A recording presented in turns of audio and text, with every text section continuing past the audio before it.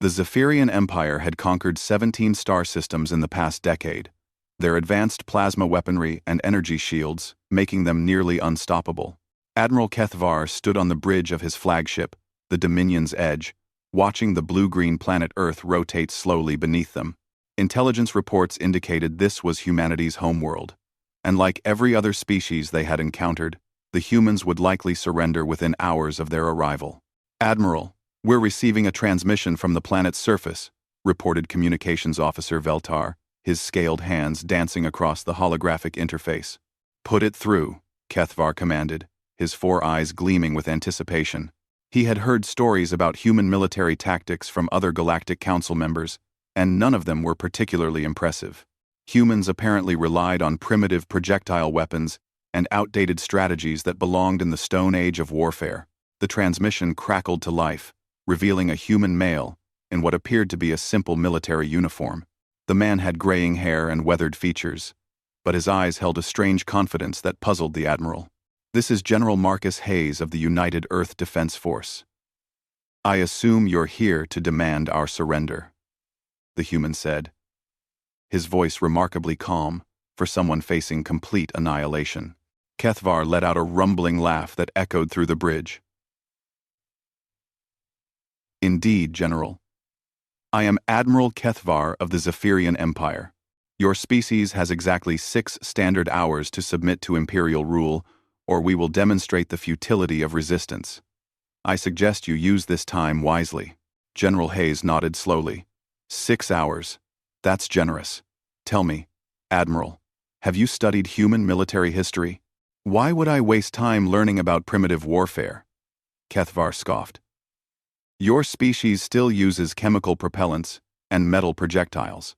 Our plasma weapons can vaporize your soldiers before they even know we're there. Your tactics are nothing more than crude formations and brute force. Interesting perspective, Hayes replied, a slight smile playing at the corners of his mouth. You might be surprised what humans can accomplish with primitive tools. But I suppose you'll find out soon enough. The transmission ended, leaving the bridge in silence. Several of Kethvar's officers exchanged glances, but none dared question their admiral's confidence. After all, they had never lost a single engagement since the Empire began its expansion. 6 hours later, the deadline passed without any word from the humans. Kethvar ordered the first wave of assault shuttles to begin their descent toward the planet's major cities. Each shuttle carried 50 Zephyrian shock troopers, equipped with personal energy shields and plasma rifles that could cut through most known materials. The shuttles entered Earth's atmosphere without incident, but as they approached the first target city, something unexpected happened. The lead shuttle simply disappeared in a flash of orange flame, then another, and another. What's happening down there? Kethvar demanded, his confidence beginning to waver. Unknown, Admiral.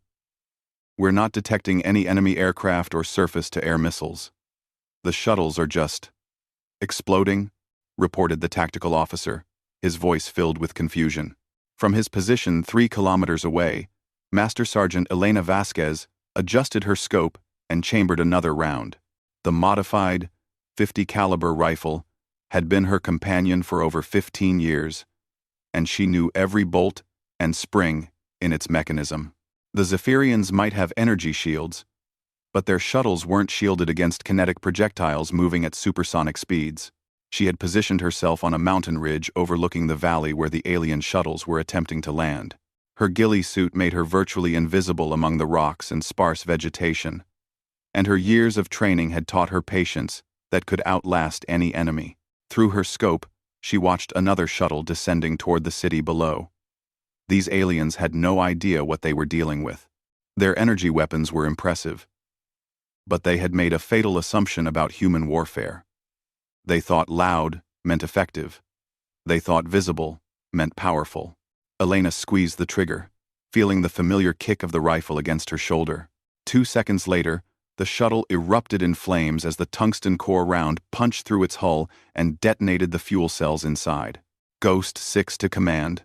Target neutralized, she whispered into her comm unit. Copy, Ghost 6.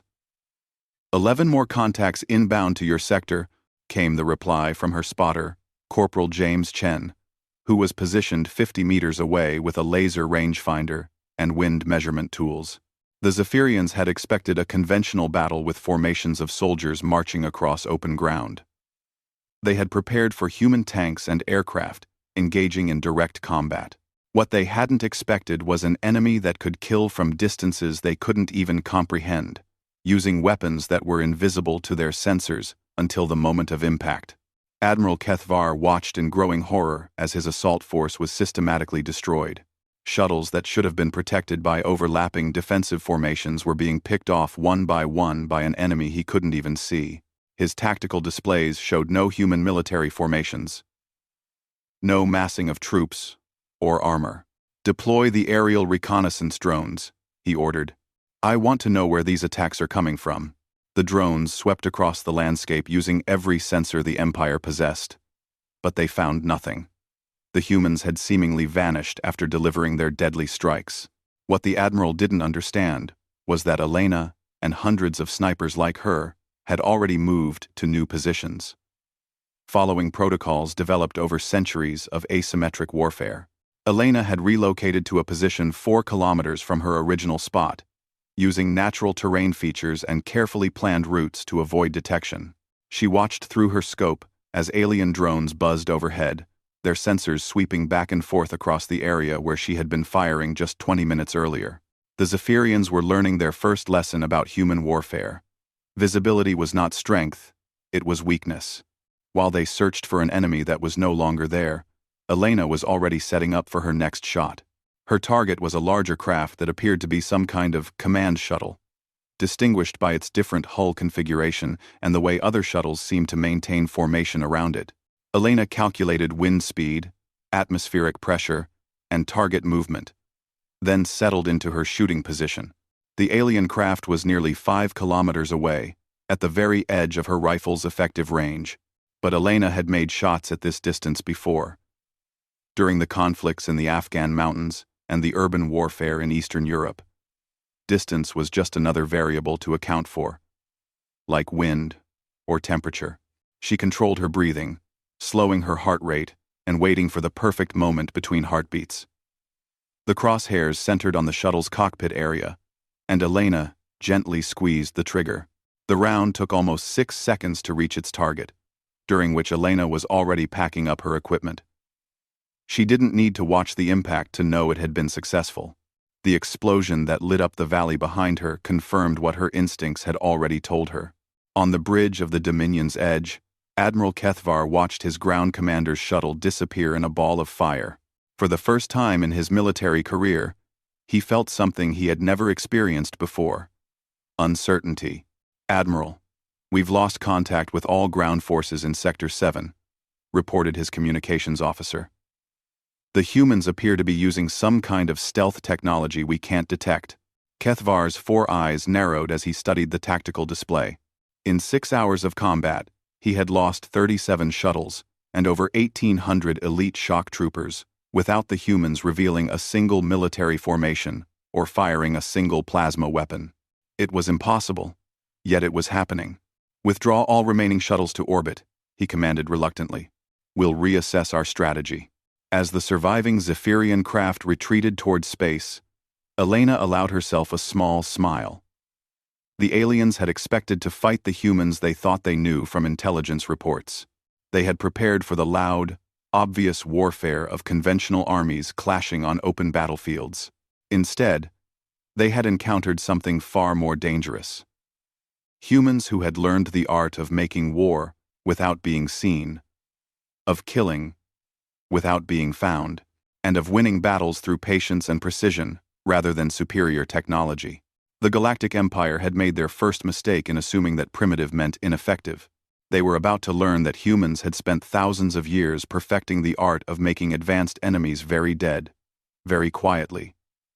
And from very far away, Admiral Kethvar paced the length of his bridge, his clawed feet clicking against the metal decking with each agitated step. The tactical hologram displayed the planet Earth below, serene and blue, giving no hint of the nightmare that had unfolded during the previous day's assault. "Admiral, High Command is requesting a status report." announced Communications Officer Veltar, his voice carefully neutral, despite the tension that filled the bridge like a toxic atmosphere. Kethvar paused in his pacing. How could he explain to the Imperial High Command that his elite invasion force had been decimated by an enemy they couldn't see, using weapons that barely registered on their sensors? The Empire had conquered dozens of worlds with conventional tactics, overwhelming enemy forces with superior firepower and technology. Earth should have been no different.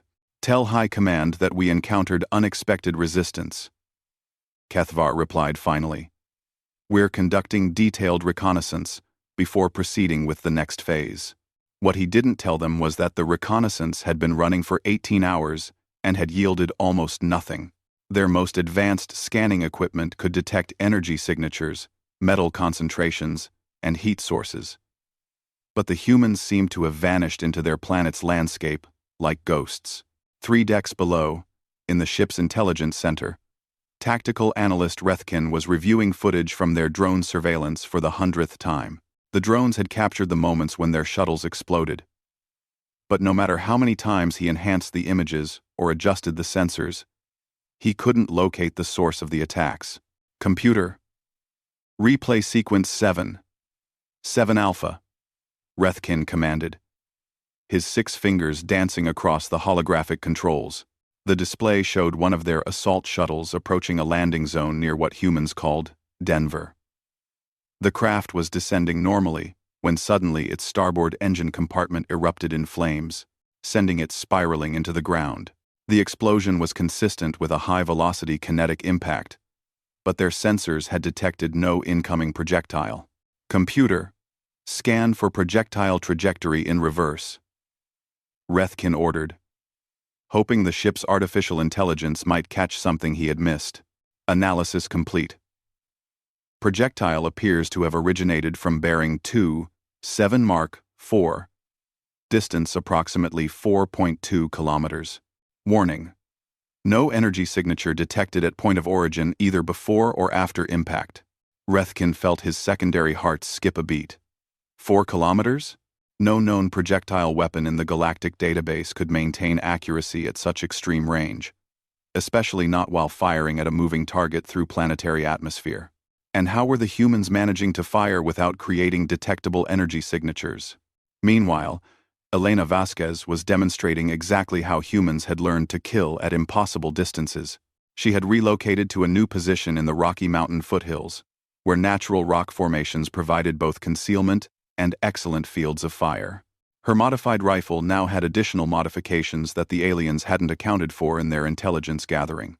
The weapon used a magnetic acceleration system that Elena's unit had developed specifically for fighting enemies with energy-based detection systems.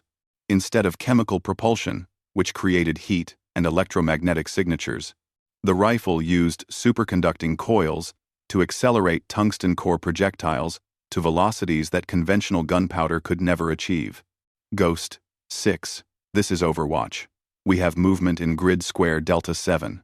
Looks like they're attempting another reconnaissance probe, reported Corporal Chen from his concealed position on a nearby ridge. Elena adjusted her scope and spotted the target immediately. A single alien craft, smaller than the previous shuttles, was conducting what appeared to be a careful survey of the valley where yesterday's battle had occurred. Its movement pattern suggested it was equipped with sophisticated scanning equipment. Range to target? Elena asked quietly, settling into her shooting position. 6.3 kilometers and moving slowly northeast, Chen replied after consulting his laser rangefinder. Wind is 3 knots from the west. Temperature holding steady. Elena made the necessary calculations in her head, a process that had become as natural as breathing after years of long-range shooting. The target was at the very edge of even her modified rifle's capability, but she had trained for shots like this in conditions much worse than the clear Colorado morning. She controlled her breathing and waited for the craft to reach a specific point in its patrol pattern. When it paused to hover over what had been the previous day's landing zone, Elena took the shot. The tungsten projectile covered the distance in just over 7 seconds, during which Elena was already moving to her predetermined secondary position. She didn't need to see the impact to know she had hit her target. The bright orange explosion that reflected off the surrounding mountain peaks confirmed her success. Aboard the Dominion's Edge, Rethkin watched his reconnaissance probe disappear in another impossible explosion. This time, however, he was ready. The ship's most sensitive sensors had been focused on the area of the attack, and he had finally managed to detect something. "There," he exclaimed, pointing at a minute blip on the sensor display. "Computer, enhance grid reference 447 Mark 2-1. The display zoomed in on a rocky outcrop approximately 6 kilometers from where the probe had been destroyed. For just a fraction of a second, the sensors had detected what might have been a heat signature, barely distinguishable from the surrounding rocks. "Admiral, to the intelligence center immediately," Rethkin called through the ship's communication system. When Kethvar arrived, Rethkin replayed the enhanced sensor data, highlighting the brief thermal anomaly.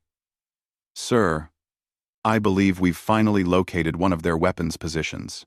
The heat signature is consistent with a cooling projectile weapon, and the location matches the calculated trajectory of the attack."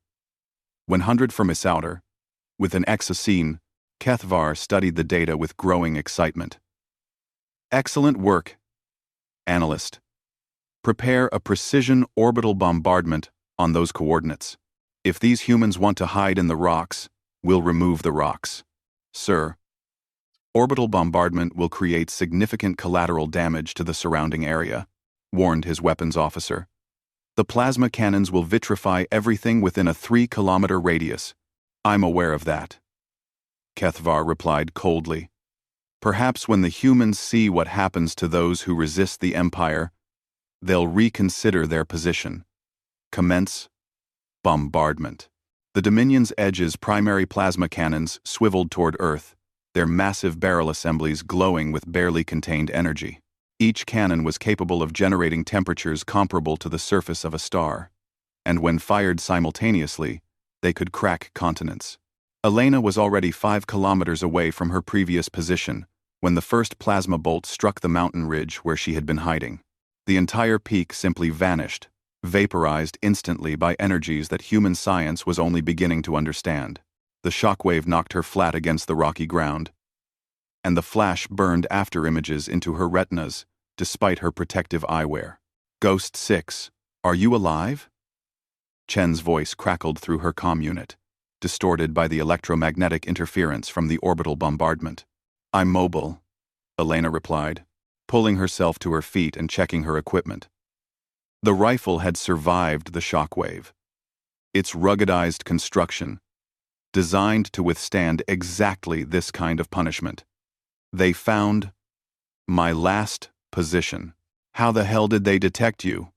Chen asked, his voice filled with professional concern rather than panic. Elena considered the question as she moved toward her next predetermined position. The aliens had impossibly advanced technology, but they had still taken almost a full day to locate even a general area where she had been operating. That suggested their sensors had limitations that human tactics could exploit. "Probably thermal," she replied after a moment.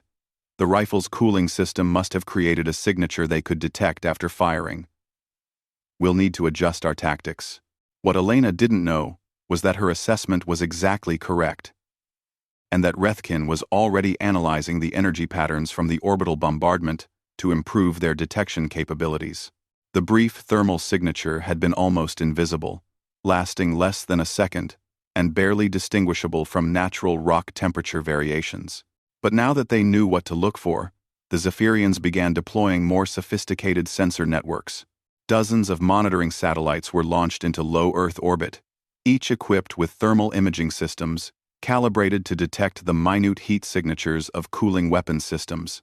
Elena studied the orbital tracks of the new satellites through her portable computer, mapping their coverage patterns and identifying gaps in their surveillance network.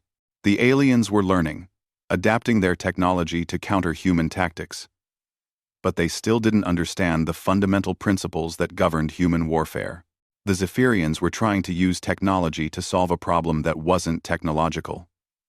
They were searching for weapons and heat signatures when they should have been studying human psychology and behavior patterns. Elena smiled grimly as she planned her next series of attacks. She would teach them that humans had been playing hide-and-seek with enemies for thousands of years before the Zephyrian Empire had even developed space travel. The aliens might have superior technology, but humans had something far more dangerous. The patience to wait for the perfect shot, and the creativity to take it from a direction the enemy would never expect. Admiral Kethvar believed he was fighting a conventional military force using unconventional weapons. He was about to discover that he was actually fighting something far more dangerous. A human who had decided that his invasion fleet represented a threat to her planet, and who possessed both the skills and the determination to do something about it. The Galactic Empire had made their second mistake in assuming that better sensors would solve their problem. They were about to learn that Elena Vasquez was not just hiding from their technology, she was studying it, learning its patterns, and preparing to turn their own surveillance systems against them. Elena Vasquez lay motionless beneath her adaptive camouflage netting, studying the orbital patterns of the Zephyrian surveillance satellites through her handheld computer. For 3 days, she had watched their search patterns, noting how they responded to different types of heat signatures and electromagnetic emissions. The aliens were learning, but they were learning the wrong lessons. They had increased their sensor sensitivity and deployed more monitoring equipment. But they still thought like an advanced technological civilization, fighting another advanced technological civilization. They expected their enemy to use similar tools and tactics, just less sophisticated versions of their own equipment. Elena had spent the past 72 hours moving through terrain that would have challenged a mountain goat, using routes she had scouted during her years training in the Colorado wilderness. She carried only essential equipment: her modified rifle, basic survival gear, and a communications package that could transmit in burst mode to avoid detection. Ghost 6, this is command. We're tracking a large formation of enemy shuttles preparing to launch from the main vessel. Looks like they're planning another major assault, came the encrypted message through her earpiece. Elena smiled grimly. The aliens were about to make another mistake, and she was in perfect position to punish them for it. She had spent 2 days maneuvering to reach this specific location, a rocky promontory that offered sightlines to 3 different valleys where the enemy might attempt to land. Through her scope, she watched as nearly 50 alien craft began their descent toward Earth's surface. They were maintaining much tighter formations this time, with energy shields overlapping to provide mutual protection. Their new tactics showed they had learned from their previous losses, but they still didn't understand what they were really fighting against. Admiral Kethvar stood on his bridge, watching the deployment with satisfaction. His tactical analysts had identified what they believed were weaknesses in human defensive positions, and this assault would exploit those vulnerabilities. The humans had demonstrated impressive marksmanship, but they couldn't be everywhere at once. All shuttles, maintain formation integrity, he commanded through the fleet communication system. Use overlapping shield coverage, and vary your descent patterns to prevent long-range targeting. What Kethvar didn't realize was that Elena had never been trying to stop his entire invasion force. She had been teaching him to mass his forces in predictable patterns, herding his shuttles toward specific landing zones that offered her the best tactical advantages. Elena watched the alien formation approach the valley she had designated as Killing Ground Alpha in her tactical planning. The shuttles were maintaining the tight formation she had hoped for, their overlapping shields creating exactly the vulnerability she needed to exploit. She adjusted her aim, not for the lead shuttle or any of the obvious command vehicles, but for a specific point on the trailing edge of the formation, where the shield harmonics would create a cascade failure if struck at precisely the correct angle. The shot was the most difficult of her career. The target was moving at high speed through turbulent atmosphere, and she needed to hit a space no larger than a dinner plate from a distance of over 7 kilometers. But Elena had trained for shots like this, had dreamed about them, and had spent years perfecting the mathematics and muscle memory necessary to make the impossible possible. She controlled her breathing, slowed her heart rate, and squeezed the trigger at the precise moment when all variables aligned perfectly. The tungsten projectile streaked through the atmosphere at velocities that created their own weather patterns, arriving at the target coordinates exactly as Elena had calculated. It struck the trailing shuttle's shield generator at the specific frequency resonance point that her analysis of their previous encounters had revealed. The shield cascade failure was spectacular. The overlapping energy fields that were supposed to protect the formation instead became a chain reaction that disabled the defensive systems of 17 shuttles simultaneously. Without their shields, the alien craft became vulnerable to secondary explosions as their own energy weapons overloaded and detonated. Elena was already moving to her next position when the first shuttles began exploding in mid-air. The chain reaction she had triggered turned the tight formation into a death trap, with disabled craft colliding with each other and falling like burning meteors toward the valley floor. On the bridge of the Dominion's edge, Admiral Kethvar watched in horror as his carefully planned assault dissolved into chaos. In the span of 30 seconds, he had lost over half his attack force to what appeared to be a single enemy shot. "Impossible," he whispered, his 4 eyes fixed on the tactical display. "Computer, analyze the cause of formation failure. Analysis complete." The ship's artificial intelligence responded in its emotionless tone. "Shield cascade failure. Initiated by kinetic impact on Shuttle 7 Mark IV. Impact created harmonic resonance that propagated through overlapping defensive fields. That would require precise knowledge of our shield harmonics and exact targeting of a moving formation from extreme range." Tactical analyst, Rethkin said, his voice filled with disbelief. "The computational requirements alone would need a computer system as advanced as our own." Kethvar turned to face his analyst, a terrible suspicion beginning to form in his mind. What if they don't need computers? What if this is being done by a single individual using nothing but biological calculation and mechanical projectile weapons? The bridge fell silent as the implications sank in. The Galactic Empire had fought dozens of species across hundreds of worlds, but they had never encountered anything like this. They had been defeated by superior technology, overwhelming numbers, and sophisticated strategy, but never by what appeared to be a single enemy, using primitive weapons with impossible precision.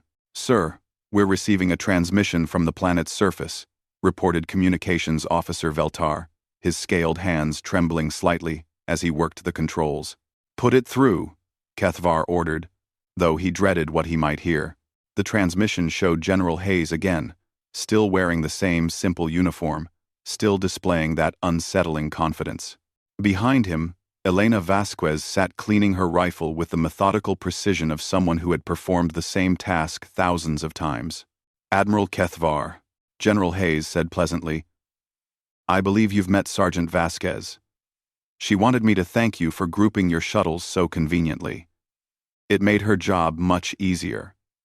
General, I believe you have much easier." Elena looked up from her rifle maintenance and nodded politely toward the camera. "The shield harmonics were an interesting challenge," she said in accented English, her voice calm and professional. "But once you understand the mathematical relationships, it's just another targeting solution." Kethvar felt something he had never experienced in his military career. Genuine fear. This human female had just described the destruction of his assault force as a targeting solution, as if annihilating advanced spacecraft with primitive weapons was merely a technical problem to be solved.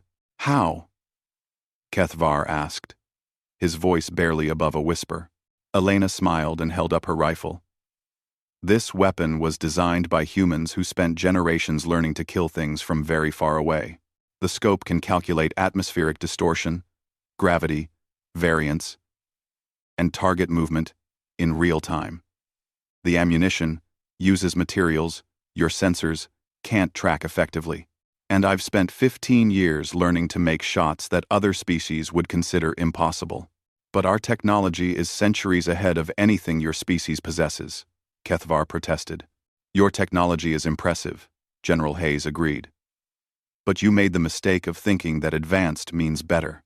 You've spent so long fighting enemies who match your level of technology that you forgot how to fight someone who approaches warfare from a completely different direction." Elena chambered a fresh round and looked directly into the camera. "You also made the mistake of thinking that one sniper couldn't hurt an entire invasion fleet. But you didn't just face one sniper, Admiral. You faced a human sniper who spent her entire adult life perfecting the art of making impossible shots with impossible precision. The transmission continued for several more minutes, with General Hayes explaining the fundamental misconceptions that had led to the Zephyrian defeat. They had assumed that primitive meant ineffective, that individual soldiers couldn't affect large military operations, and that superior technology always trumped superior skill. Elena had demonstrated that all three assumptions were fatally wrong. Using weapons that were ancient by galactic standards, she had systematically destroyed an invasion force that should have been unstoppable. She had done it not through superior firepower or advanced technology, but through patience, precision, and an understanding of warfare that went beyond anything the Galactic Empire had encountered. When the transmission ended, Admiral Kethvar stared at the tactical display, showing his scattered and burning assault force. He had two choices: continue the invasion and lose more ships to an enemy he couldn't effectively fight, or withdraw and report to High Command that the Zephyrian Empire had been defeated by a single human with a rifle. "Admiral, your orders?" asked his weapons officer quietly. Kethvar was silent for a long moment, considering the implications of either decision. Finally, he spoke the words that would echo through Imperial command for generations to come. "Signal all remaining forces to withdraw to safe orbit. Send a message to High Command. Earth is not suitable for standard Imperial conquest doctrine. Recommend reassessment of human military capabilities. ARF."